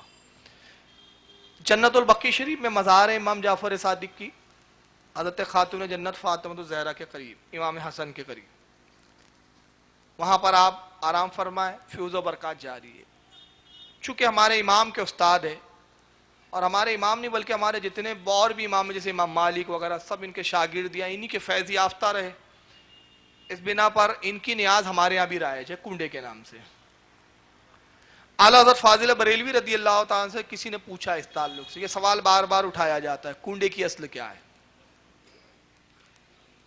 وہاں بھی ایسے پوچھتے جیسے بیچارے ہر چیز اصل دیکھ کے ہی کرتے ہو، اصل نہ ملے تو بیچارے کھانا بھی نہیں کھاتے ہو. آئس کریم کھانے سے پہلے کبھی نہیں پوچھا اس کی اصل کیا ہے، فالودہ پینے سے کبھی نہیں پہلے پوچھا اس کی اصل کیا ہے. کنڈے کے بارے میں بڑی فکر ہے بھائی، اس کی اصل کیا ہے. اعلیٰ سے پوچھا کسی نے تو اعلیٰ نے بڑا پیارا جواب دیا، فرمایا اس کی اصل کی ہمیں کوئی ضرورت نہیں، اصل یہ ہے کہ فاتحہ اور نیاز ہمارے ہاں سنت طریقہ ہے، بس یہی اس کی اصل ہے. ہر بزرگ کی فاتحہ ہمارے رائج ہے، امام جعفر بھی ہمارے بزرگ ہے، ان کی بھی فاتحہ. اب رہ گیا کنڈے کیوں کہتے ہیں. پہلے کے لوگوں کا یہ دستور تھا، مٹی کے برتنوں میں کھاتے تھے، مٹی کے برتنوں میں پیتے تھے، تو ان کی فاتحہ کے لیے اہتمام کیا جاتا تھا کہ نئے کنڈے مٹی کے لائے جاتے تھے، نئے برتن، تو کہا جاتا تھا کنڈے کی فاتحہ. اب چونکہ زمانہ ترقی کر گیا، مٹی کے برتن کو استعمال نہیں کرتا ہے، استعمال میں اب آج کل اسٹیل وغیرہ کے برتن چلتے ہیں. تو علماء صاحب فرماتے ہیں کہ اس کے لیے مٹی کے کنڈے کی کوئی ضرورت نہیں، آپ اسٹیل کے برتن میں ہی رکھ کر اگر فاتحہ دے دے تو یہ بھی جائز ہے. پھر کنڈے ہی بنایا جائے یہ بھی جائز نہیں. بامبے کا نہیں پتا، ناگپور میں تھا یہ چیز، تو اللہ کے فضل سے علماء بھی بولنے لگے، میں بھی بولتا رہتا ہوں، پھر اشتہارات بھی نکلتے رہے، تو اب دھیرے دھیرے وہ بند ہو گیا. پہلے ہمارے یہاں رواج تھا جس دن کنڈے ہوتے گوشت نہیں بنتا تھا. شاید یہاں بھی ہے کیسا گوشت نہیں بنتا صاحب. بولے کیوں؟ کنڈے کے دن گوشت نہیں کھا سکتے. تو اس کی کوئی اصل نہیں ہے. اب ہمارے یہاں تو بریانی بنتی ہے بھائی اس دن. جو پوری بناتے امام جعفر نے کبھی دیکھا بھی نہیں ہوگا پوری. اور اہل عرب سب سے زیادہ گوشت ہی کھاتے تھے، اونٹ کا گوشت، بکرے کا گوشت، اس کا گوشت، سمجھ رہے، اس کا بھی گوشت کھاتے تھے. تو گوشت ہی کھاتے تھے. اہل عرب کی اصل غذا گوشت ہی ہوتی تھی. تو اس کی بھی کوئی اصل نہیں کہ اس دن گوشت نہ بنے. گوشت بنائیے جو چاہیں آپ، نعمتیں بنائیں. اور اعلیٰ فرماتے ہیں کہ فاتحہ میں جو استطاعت ہو جتنا اچھا بنا سکتے ہو وہ بنایا جائے اور غربا مساکین کو کھلایا جائے. پھر یہ بھی ایک رسم ہے، اس دن بڑے لپائی پائی ہوتی ہے صاحب، یہاں بھی ہوتا ہے. پورے وہ گھر کے گودڑیاں نکلیں گی اور وہ سترنجیاں نکلیں گی، ایک ایک سامان ایسا رگڑائی ہوتی ہے کہ پوچھیے مت. عورتیں کام کر کر کے تھک جاتی، چور ہو جاتی. اس کی بھی کوئی اصل نہیں ہے. اس لیے کہ ہم رسول اللہ کی فاتحہ کے لیے تو یہ اہتمام نہیں کرتے. ہوتا کہ میلاد النبی میں آپ سب ایسی کرتے ہو، ایک ایک گودڑیاں، ایک ایک رضائیاں دھوتے ہو. نہیں، سرکار تو امام جعفر سے بھی بڑے. تو یہ فاتحہ کے لیے کوئی شرطیں نہیں ہے کہ صاحب ایک ایک گھر کا کپڑا دھلا ہوا ہونا اور یہ اور وہ، کچھ بھی نہیں ہے. جیسے عام فاتحہ ویسے امام جعفر کی فاتحہ. اچھا، ہمارے یہاں تو ایک بڑا عجیب دستور تھا، اب ختم ہو گیا، لیکن جب سے بولنے لگے، نالج بڑھ رہی ہے، تو اللہ کے فضل سے ہمارے یہاں کی جہالت اور کم علمی بھی جاتے جا رہی ہے. تو اس لیے ہم بولتے بھی ہیں وہابیوں کو کہ آپ اصلاح کے نام پہ شرک کے فتوے مت لگاؤ، جو جتنا حکم ہے اتنا بیان کرو. یہ زیادتی کرتے ہر چیز کو شرک. اس کے لیے میں ایک مثال لیتا ہوں. سر میں درد ہونا تو سر درد کا علاج کیجئے، گردن کاٹ کے مت پھینک دیجئے. اور ان کا اصول گردن کاٹ کے ہی پھینک دو. سر میں تو علاج درد ہو رہا تھا، گردن کاٹ پھینک دے. بیوقوف، مر گیا وہ آدمی. تو نے شرک کا فتویٰ لگا کے تو اس کا ایمان کوئی مردہ کر دیا تو نے. تو جتنی بیماری ہے اتنے علاج کی بات کرو. جو ناجائز ہے ناجائز ہے، جو منع ہے منع ہے، جو مکروہ ہے مکروہ ہے، جو مکروہ تنزیہ ہے مکروہ تنزیہ ہے، جو تحریمی ہے تحریمی ہے، مگر کچھ اصطلاح ہی نہیں معلوم، جو منہ میں آیا شرک شرک۔ حد تو یہ ہے کہ تھانوی صاحب نے لکھ دیا بہشتی زیور میں، صحرا پہننا شرک، سیویاں کھانا شرک۔ ارے کیا ہے یار، یہ سیوئی کھانا بھی شرک ہے کوئی؟ اللہ تعالیٰ سیوئی کھاتا ہے معاذ اللہ، کہ بندے نے کھایا تو ذات میں شریک کر دیا؟ عجیب مذہب بنا رکھا ہے۔ تو بہرحال میں یہ کہنا چاہتا تھا، دیکھیں بات ذہن سے نکل گئی، کہ ہمارے یہاں بہرحال جہالت جا رہی ہے۔ پہلے یہ تھا کہ صاحب مغرب سے پہلے پورا ختم کرو، آپ کیا ہے کیا یہ؟ ہاں کچھ جگہ ہے مغرب سے پہلے ختم کرو، تو ہمارے یہاں یہ حال ہوتا تھا، بچ جاتا تھا تو مسجد میں زبردستی لا کے لوگ چھوڑ چھوڑ کے بھاگتے تھے، ادھر جماعت ہو رہی ہے وہ لایا رکھے بھاگ، اب سلام پھیرے تو امام صاحب یہ مسجد میں بھرا ہے سین میں سب کنڈے، اور سب بچی ہوئی کھیر بچی ہوئی پوریاں، تو وہ بیچارے جماعتی دن بھر سے کنڈے ہی کھا رہے تو کیا کھانا ہوگا؟ تو ہمارے مولانا رفیق صاحب ہے ہمارے مسجد کے، بہت غصے کے تیز ہے، پھینک دے تالاب میں، پھینک دے، جمعہ تالاب سے لگ کرے مسجد، جمعہ تالاب بھی ہے وہاں پر، پھینک دے تالاب میں، تو تالاب میں پھینک دیتے تھے وہ۔ تو بعد میں پھر سمجھایا گیا لوگوں کو، بھائی کھا نہیں رہے ہو لوگوں کو تو یہ کوئی مسئلہ نہیں ہے کہ اس کو رکھ نہیں سکتے آپ، جب تک وہ اچھا ہے کھانے لائق ہے اتنا اسٹاک کر کے رکھ سکتے آپ، کوئی حرج نہیں۔ جیسے عام کھانا عام نیاز کا ویسی ہے، ایک ہوا بنا دیا، یعنی ایسا ہوا بنا دیا نیاز کو کہ ایسا بتاتے گویا امام جعفر اتنے کڑک ہے کہ ڈنڈا لے کے کھڑے ہیں، ذرا سی گڑبڑی کے دیت دن کر کے، اتنے نرم مزاج تھے امام جعفر صادق، ان کی سیرت پڑھا بھی، میں نے ایک جھلک بتائی کہ ان کا اپنا بچہ میں انتقال کر گیا، افسوس بچے کا نہیں ہے، افسوس کس بات کا ہے کہ وہ ہیبت سے جو اس کو تکلیف ہوئی ہے، اتنے نرم مزاج امام جعفر کی، لیکن عجیب بنا دیا۔ تو اس کی بھی اصل نہیں ہے کہ آپ مغرب سے پہلے کھائیں، مغرب کے بعد کھائیں، دوسرے دن کھائیں، تیسرے دن کھائیں، فریج میں اسٹاک کر کے 1 مہینہ کھاتے رہیں، مگر غریبوں کو بھی کھلائیں، یہ نہیں اب اسٹاک بولے تو کسی کو کچھ دے ہی نہیں رہے پورا اسٹاک، یہ بھی نہیں بھائی۔ اور اس میں ہر چیز بھی رکھی جا سکتی ہے، محض کنڈے ہی نہیں، کھانا مٹھائی جو آپ کو دستیاب ہو اس چیز کا رواج کریں۔ ایک اور رسم تھی ہمارے یہاں، ابھی ابھی کچھ گھروں میں ہے، کچھ گھروں سے چھڑ نکل گئی ہے، ہاتھ دھونے کے لیے ایک بالٹی رکھ دی جاتی تھی، یہاں ہوتا ہے؟ میں پوچھ رہا ہوں تاکہ دیکھ رہا ہوں کہ ناگپور اور بمبئی میں سملرٹی کتنی ہے، کامن کتنا ہے، مطلب ایسا لگ رہا سب ایک ہی ہے، پورے ایک ہی تھالی کے چٹے بٹے ہیں دونوں جگہ، ایک بالٹی رکھ دیے کونے میں، ہاتھ یہیں دھونا، اب وہ اتنا سا پانی ڈال رہے ہیں، پانی میں کنجوسی ہو رہی ہے، کیوں بالٹی جلدی نہ بھرے، ہاتھ دھل رہے یا نہیں دھل رہے، مگر وہ بڑی باریکی نزاکت کے ساتھ۔ اس پہ ایک میں لطیفہ بھی سناؤں گا آپ کو۔ اب اس کے بعد یہ ہوا کہ وہ بالٹی بھر پانی جمع ہو گیا، پھر گڈھا کھودا جا رہا ہے اور گڈھا کھوڑ کے ڈالے، تو میں کہتا ہوں کہ ہر نیاز میں آپ ایسا کرتے ہیں؟ نہیں، اس کی بھی کوئی اصل نہیں ہے، جیسے عام ہاتھ دھوئے جاتے ویسے دھو لیجئے۔ ایک بدعقیدہ وہابی نے ہمارے یہاں، ظہیر کر کے نام ہے، میرے دوستوں میں ہوتا ہے، دوستوں میں ساتھ میں پڑھا ہے، 11ویں ہوتی تھی اس کے یہاں، تو ایک وہابی نے ذہن میں شبہ ڈال دیا اس کے والد کے۔ اب دیکھیے آج کل وہابی بھی پیترے بدل رہے ہیں، آج کل سلام بھی پڑھ رہی ہے، آپ کو معلوم ہے؟ سلام بھی پڑھنے لگ گئے، دیکھیے اب مطلب بہروب کیسے بہروب بدل رہے ہیں یہ۔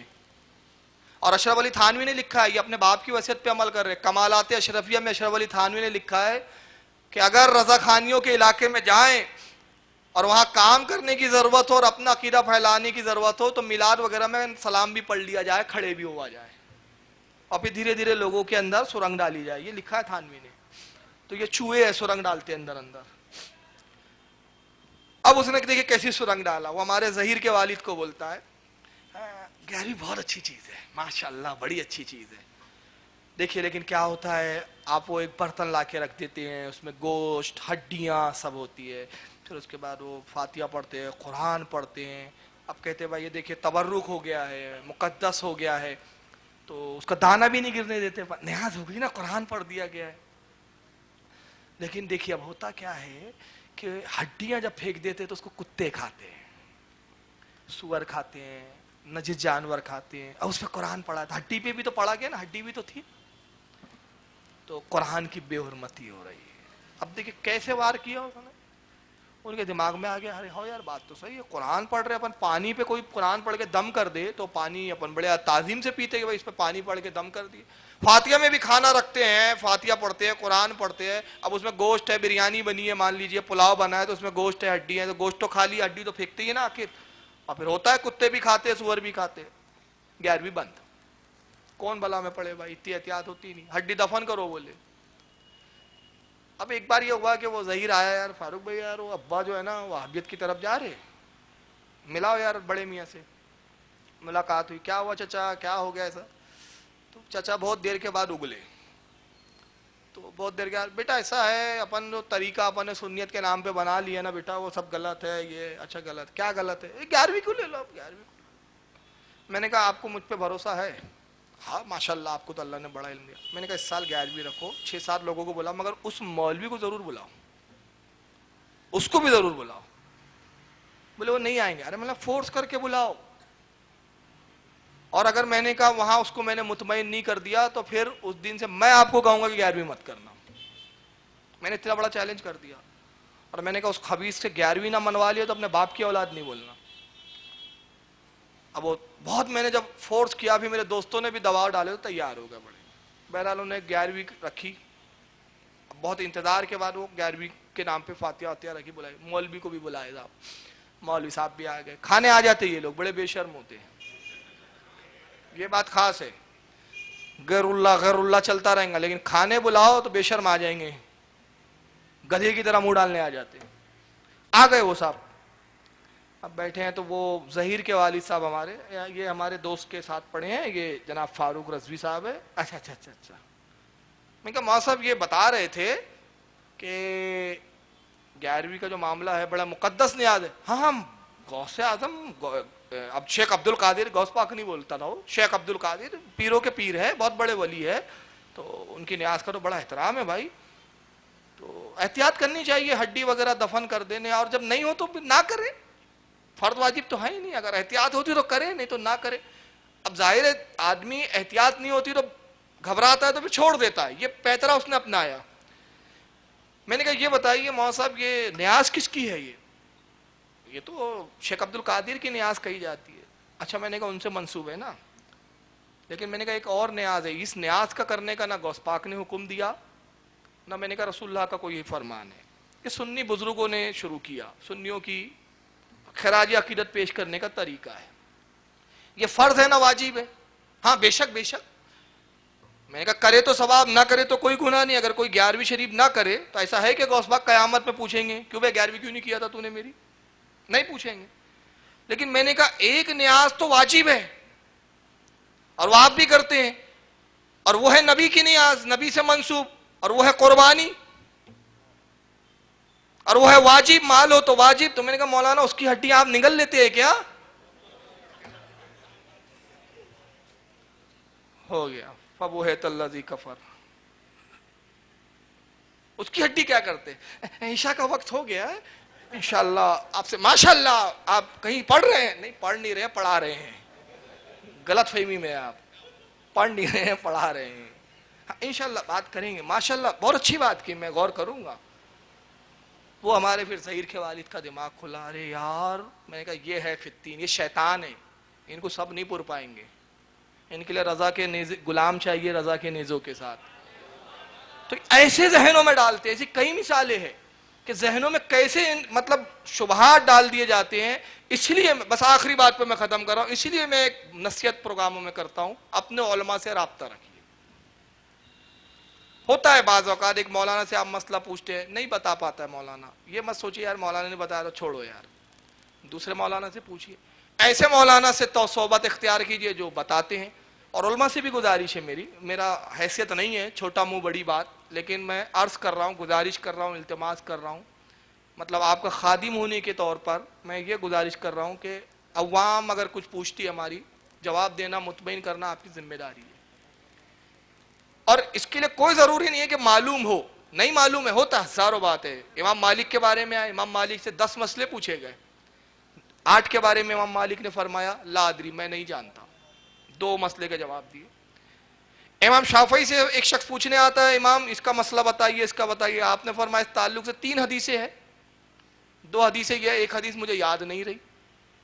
تو اس نے کہا آپ کیسے امام ہیں، ایک حدیث بھول گئے؟ کہا شخص تجھے تو 2 بھی نہیں معلوم تھی، تو تبھی تو امام ہوں۔ اور حضرت علی نے کتنی پیاری بات فرمائی، حضرت علی ممبر پہ کھڑے ہیں، تشریف فرمائے، فرماتے سلونی، پوچھو جو چاہے پوچھنا پوچھ لو۔ ایک شخص نے ایسا سوال کیا کہ حضرت علی نے فرمایا لا ادری، میں نہیں جانتا۔ کہا علی بڑی عجیب بات ہے، ابھی ابھی تو دعویٰ کیا سلونی، اور اب کہہ رہے لا ادری نہیں جانتا، حالانکہ جانتے تھے، میرا عقیدہ ہے کہ جانتے تھے، مگر ہماری تعلیم کے لیے کیا فرمایا کہ اے شخص جو میں جانتا ہوں وہ بتا دیتا ہوں، اور جو نہیں جانتا تو میں نے رسول سے سنا کہ جب کسی عالم سے پوچھا جائے تو جانتا ہو تو بتا دے، نہ معلوم ہو تو کہے واللہ عالم ثم رسول عالم، یہ کہنا بھی علم سے ہے، یہ بھی علم ہے۔ تو مجھے جو نہیں معلوم تو میں نے کہہ دیا لا ادری واللہ عالم ثم رسول عالم۔ کہا پھر آپ کو کیا حق ہے ممبر پہ بیٹھنے کا؟ جب آپ کو معلوم نہیں تو آپ ممبر پہ کیوں بیٹھے؟ تو کتنی پیاری بات کی علی نے، کہا کچھ جانتا ہوں، جو جانتا ہوں بتا دیتا ہوں، اس لیے ممبر پر ہوں، اگر جاہل ہوتا تو ممبر پر نہیں بلکہ ہوا میں بیٹھتا۔ مطلب کیا؟ جاہل ہوا میں اڑتا ہے، پھینکتا ہے نا وہ ادھر ادھر کی، تو ممبر پہ اس لیے ٹکا ہوا ہوں کہ جو جانتا ہوں وہ بتا دیتا ہوں۔ تو ضروری نہیں ہے کہ ہر چیز ہر وقت معلوم ہو، لیکن ایک مزاج کیسا بنائیے، کوئی پوچھتا ہے کسی عالم دین سے، معلوم ہے بتا دیجیے، نہیں معلوم ٹھیک ہے انشاءاللہ آپ آئیے ایک ہفتے بعد دیکھ کے بتاتا ہوں۔ اپنے بڑے علماء کی طرف رجوع کیجئے یا کتابوں کی طرف رجوع کیجئے، اس میں ہمارا بھی فائدہ ہے، ہمارا بھی فائدہ ہے کہ ہم مطالعہ کریں گے، ہمارا مطالعہ بڑھے گا، ہم بڑے علماء کی طرف جائیں گے، ان سے سیکھنے کو بھی ملیں گا۔ تو پوچھنا اور بتانا دونوں میں فائدہ ہی فائدہ ہے۔ تو قوم کو بھی کہتا ہوں اپنے مولویوں کو چھوڑو مت، پوچھتے رہو، اور علماء کو بھی کہتا ہوں بتاتے رہو، نہیں معلوم تو تحقیق کر کے بتاؤ، مگر بتاؤ۔ تو اللہ تعالیٰ سے دعا ہے کہ مالک کائنات، اچھا ہاں ایک بڑی گزارش کر دیتا ہوں، ہر جگہ کرتے آ رہا ہوں، بامبے کا بڑا عجیب حال ہے بھائی، خیر ناگپور بھی کوئی پیچھے نہیں ہے آپ سے جہالت میں، میں نہیں کہہ رہا کہ ناگپور میں سب ولی بیٹھے ہوئے ہیں، وہاں بھی بولتا ہوں یہاں بھی بولتا ہوں۔ اب یہ غریب نواز کا عرس بھی آ رہا ہے، ڈی جے، اس نے تو پورا بیڑا گر کر کے رکھا ہے ہماری قوم کا، اس شور نے ہمارے حق کی آواز کو دبا دیا ہے، ڈی جے کا شور اتنا ہو گیا ہے ہماری قوم میں کہ اب ہم جو حق بولتے ہیں نا وہ دب جاتا ہے، یہ ڈی جے زیادہ گونجنے لگتا ہے، اور خبیث وہاں بھی یہی دیکھو ڈی جے بجاتے ہیں، ڈی جے بجاتے ہیں۔ تو میں اس سے پہلے بھی چور بازار میں عرض کر چکا کہ یہ ڈی جے جو آپ بجا رہے ہیں سنت کی خدمت سمجھ رہے ہیں، لیکن اس سے خدا کی قسم سنت کا رتی برابر فائدہ نہیں ہو رہا سوائے نقصان کے۔ میں چیلنج سے بولتا ہوں کوئی ایک شخص مجھے ایسا دکھا دے آپ کہ آپ کے ڈی جے کو دیکھ کر وہ سنی ہو گیا وہابیت سے، وہابی تھا اور کہا ارے یار یہ بہت اچھا لگا، میرے کو بڑا مزہ آیا یار، پسند آیا، سنی مذہب میں بہت اچھی چیز ہے ڈی جے بجاتے ہیں آپ، آج سے میں توبہ کر کے سنی بنتا ہوں۔ ایک سنی نہیں بتا سکتے آپ خدا کی قسم، مگر ایسے میں کم سے کم 50 وہابی بتا سکتا ہوں جو آپ کے ڈی جے ناچنے تھرکنے اور یہ خرافاتوں سے بزن ہو کر اہل سنت سے وہابیت کی طرف چلے گئے۔ تو اس کے ذمہ دار ہم ہیں، اس سے پرہیز کرے بچے۔ نوجوانوں سے خاص طور سے میری گزارش ہے کہ اللہ اور رسول کا واسطہ، یہ آپ کی صرف نفسانی خواہش کا معاملہ نہیں ہے، یہ اللہ رسول کے دین کی بے حرمتی کا معاملہ ہے، معاملہ یہ رسول اللہ اور اللہ تک پہنچ گیا ہے۔ ایک اور رسم ہے وہ بڑی بڑی چادر، برا لگے تو میں معذرت چاہوں گا، ہمارے یہاں بھی چونکہ رائج ہو چکی ہے، اب وہ چادر نکالتے غریب نواز کے نام پہ، بڑی 2 لاکھ کی چادر، پچھلے سال ہمارے ناگپور سے 2 لاکھ کی چادر گئی۔ اب چادر کیسے جا رہی ہے؟ وہ غیر مسلم بھی پیسہ ڈال رہا ہے، وہ بیوڑا بھی ڈال رہا ہے، وہ شرابی بھی ڈال رہا ہے، سب پیسے چندہ ہو رہا ہے۔ وہ غریب نواز کو چادر کی کیا ضرورت ہے بھائی؟ ارے وہ غریب نواز ہے، نوازنے والے غریبوں کو، غریبوں سے لینے والے نہیں ہیں، وہ نوازنے والے، وہ تو شہنشاہ ہیں، ان کو کمی نہیں ہے، ان کے پاس جنت کی نعمت ہے ان کے پاس، آپ کی 2 لاکھ کی خیراتی چادر کی ضرورت نہیں ہے۔ اور مسئلہ کے حالات بھی یہی حالت فرماتے کہ قبر پر جب تک ایک چادر ہے تو دوسری چادر کی ضرورت بھی نہیں ہے، پھول ڈالیے آپ جتنا چاہے، چادر سے منع کیا، چادر کوئی مجھے ایسا کوئی کتاب دکھا دے، کوئی عالم کا قول بتا دے، آج کے پیر کا نہیں، آج کے پیر تو بغنا دیکھے سب آسمانی باتیں کرنے لگ گئے، کتاب کی بات کر رہا ہوں میں، کتاب اور دلیل کا قائل ہوں۔ کوئی کسی پرانے بزرگ کی کتاب میں آپ دکھا دے کہ کسی بزرگ نے کہا ہو کہ مزار پہ چادر چڑھانے کا اتنا ثواب نہیں ہے۔ چادر کیوں ہے معلوم ہے ہمارے یہاں؟ چادر کی وجہ صرف یہ ہے کہ ولی اور غیر ولی کی قبر میں امتیاز ہو جائے۔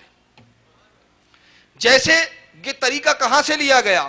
جب طب اول حمیری پوری دنیا فتح کرنے نکلا، یہ بادشاہ تھا یمن کا، مکے میں آیا، اور مکے میں جب آیا اس سے لوگ ملنے اہل مکہ نہیں پہنچے، ناراض ہوا، تو اس نے کہا کیوں نہیں آئے؟ معلوم ہوا کہ یہ حج کا موقع ہے، اور حج کے موقع پہ سوائے اللہ کی عبادت کے کچھ نہیں کرتے، طواف کرتے کعبے کا۔ یہ کعبہ کیا ہے؟ کہا ایک گھر ہے 4 دیواری کا جس کو کہتے ہیں اللہ کا گھر ہے۔ اس نے کہا اس کی وجہ سے ملنے نہیں آئے، گھر ڈھا دوں گا۔ کعبے کے ڈھانے کا ارادہ کیا طب اول حمیری نے۔ محدثین لکھتے ہیں بیماری میں مبتلا ہو گیا، حکیموں نے علاج کیا, نہیں فائدہ ہوا. عرب کا جب ایک حکیم آیا تو اس نے کہا تو نے اللہ کی کسی نشانی کو ڈھانے کا, تباہ کرنے کا ارادہ کیا, یہ اللہ کی طرف سے عذاب ہے, توبہ کر. توبہ کیا, فرما بردار ہوا اور غلاموں کی طرح خانے کعبہ میں آیا. اور جب آیا تو اس کے دل میں خیال آیا کہ یہ اللہ کا گھر, یہ بندوں کا گھر, یہ بھی ایسے ہی دیواروں کا, یہ بھی دیواروں کا, کچھ فرق ہونا چاہیے. تو کہا اللہ کے گھر کو غلاف چڑھاؤ تاکہ امتیاز ہو, فرق ہو. طب اول میری پہلا بادشاہ رسول اللہ کی ولادت سے, سرکار کی پیدائش ظاہری سے 600 سال پہلے اس نے غلاف کعبہ بنایا اور کعبے کو غلاف پہنایا. اور رسول اللہ کا زمانہ آیا تو سرکار نے طب اول میری کے اس عمل کو پسند فرمایا, غلاف برقرار رکھا آج تک. اسی طریقے سے ہم نے لیا کہ بھئی نبی کی پسندیدہ ہے. عام گھروں میں اور اللہ کے گھر میں فرق ہو جائے تو غلاف, تو عام بندے کی اور ولی کی قبر میں فرق ہو جائے لہذا ولی کی قبر پر غلاف ڈالو, چادر ڈالو. تو چادر کا مقصد یہ ہے, یہ نہیں ہے چادر پہ چادر, چادر پہ چادر, چادر تھپیاں لگی ہے, سارے خادموں کی موج, کوئی فائدہ نہیں اس سے. پھول ڈالیے آپ, پھول ڈالیے. پھول کا کیا وجہ ہے, پھول کی ریزن کیا ہے؟ پھول کا ریزن یہ ہے کہ وہ ذکر اللہ کرتے ہیں. جتنی تر چیزیں ہیں اللہ کا ذکر کرتی ہے. تو جب قبر ولی پر وہ ڈالا جاتا ہے تو وہ ذکر اللہ کرتی ہے, تو اللہ کے ولی کو ذکر سے انس ہوتا ہے, الفت ہوتی ہے. اب پھول اس لیے بھی ڈالتے ہیں کہ گلاب کے پھول رسول کے پسینے سے پیدا ہوئے, تو سرکار کا پسینے کے پیدا ہے, سرکار سے نسبت ہے, اس لیے پیش کے تو پھول ڈالیے. تو اب یہ چادر کے لیے جو ہم کرتے ہیں, ڈی جے پہ چادر نکال رہے ہیں, ایک چادر. اور اس پہ ایک تھوڑا طلب جملہ بول دوں, ہمارے یہاں سندل نکلتے ہیں ناگپور میں, سندل بولتے ہیں اس کو, آپ کیا بھی سندل ہی بولتے ہوں گے. سامنے گھوڑے, 6-7 گھوڑے, 12 گھوڑے, 13 گھوڑے, ہر آدمی اپنی حیثیت سے گھوڑے رکھتا ہے, 20-20, 25-25 گھوڑے رہتے ہیں. پھر اس کے بعد وہ سارنگی والا, وہ بینڈ والا, وہ دھمال والا, پھر وہ سب چلے جا رہے ہیں, سب آگے آگے. یہ جتنے رہتے ہیں گھوڑے والے غیر مسلم, ڈھول بجانے والے غیر مسلم, جتنے ناچنے والے غیر مسلم, سارنگی والے غیر مسلم. پورے سندل میں جو چیز لے جا رہے ہیں, جس کو آپ سب سے زیادہ مقدس سمجھ رہے ہیں, وہ ہے چادر, وہ سب سے پیچھے, سب سے اینڈ میں بگی میں رکھتے ہیں. بگی میں ایک بڈھے کو بٹھا دیتے, پکڑ چادر بھاگنے نہ پائے, تو حفاظت کرتے رہنا. ہم تو سب مستی میں ناچ رہے ہیں. ابھی نیاز کا کھانا چل رہا ہے سندل میں, وہ پیچھے. جو بہتر چیز ہے, اچھی چیز ہے, وہ پیچھے. اور جن کے بارے میں قرآن نے کہا کہ یہ نیرے ناپاک اور نجیس ہے, وہ سب سے زیادہ آگے. یہ کون سا سندل ہے بھائی؟ کون سے بزرگ نے سندل نکالا؟ غریب نواز نے کوئی سندل نکالا؟ کوئی روایت ملتی ہے کہ غریب نواز نے خواجہ عثمان ہارونی کی مزار پہ سندل لے کے چادر گئے ہو, یا عثمان ہارونی اپنے پیر و مرشد کی بارگاہ میں سندل وندل بجاتے ہو چادر لے کے گئے ہو؟ کوئی نہیں, کچھ بھی نہیں ہے. یہ اللہ جانے کہاں سے جہالت نوجوان, اور ترقی ہے, سوچتا ہے کمپٹیشن. اس محلے والے نے یہ کیا, کیا میں بھی یہی کروں گا, میں اس سے زیادہ کروں گا. اس نے یہ کیا کہ اس نے کتنے ڈی جے لگائے, 4 اسپیکر تھے بڑے بڑے, 8 لگائیں گے ہم لوگ. اس نے 8 لگایا کہ ہم 16 لگائیں گے. اور افسوس کی بات, ڈی جے کے لیے ہمارے قوم کے پاس پیسے ہیں, مگر دین کی جب رہا کہ خرچ کرنے کی بات آتی ہے تو پھر ساری بخیلی ہے, کنجوسی ہے, سب ہے ہمارے پاس. کتاب چھاپنے کی بات آتی ہے تو ارے کتابوں سے کیا ہوں گا, کوئی پیسہ دینے کے لیے تیار نہیں. مساجد کے تعمیر میں ہم کنجوسی کریں گے, لیکن ڈی جے لگا میں طرف سے کریں. فقر, گھمنڈ, کوئی فائدہ نہیں. اللہ رب العزت ہماری قوم کو عقل سلیم عطا فرمائے, بزرگوں کے صحیح معنوں میں نقش قدم پہ چلنے کی توفیق عطا فرمائے. وما علینا الا البلاغ المبین. صلاۃ و سلام کے لیے کھڑے ہو جائے.